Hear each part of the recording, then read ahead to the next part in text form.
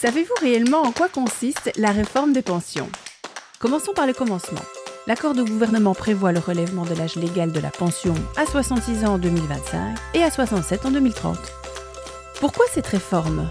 Depuis plusieurs dizaines d'années, on assiste en Belgique à un véritable papy-boom. L'espérance de vie a augmenté. Par contre, il y a de moins en moins d'actifs qui travaillent pour financer ces pensions.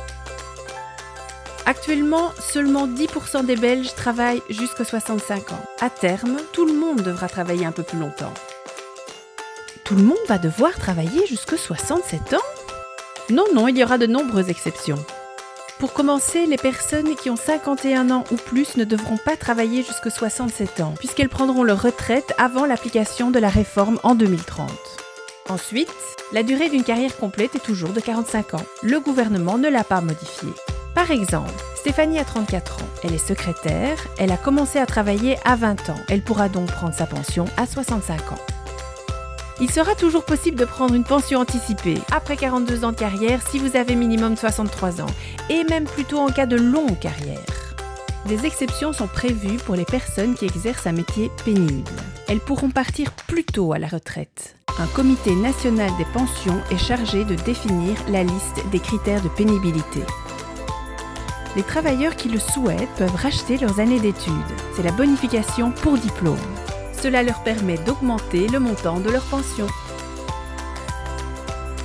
On va devoir travailler plus pour gagner moins. Évidemment, non, aucune pension ne sera diminuée. Et en travaillant un peu plus longtemps, chacun se constituera une pension plus élevée. Saviez-vous que notre système de pension avait vu le jour en 1925? À l'époque, on ne peut pas dire que les pensionnés en profitaient beaucoup. En Europe, les pays qui nous entourent ont déjà sauté le pas. L'âge moyen de sortie du travail en Belgique est de 59 ans. Il est de 63 ans dans les pays de l'OCDE, soit 4 ans de différence. Chaque situation est particulière. Le mieux est de vous rendre sur le site mypension.be. Vous y découvrirez l'âge auquel vous pourrez prendre votre pension en fonction de votre situation personnelle.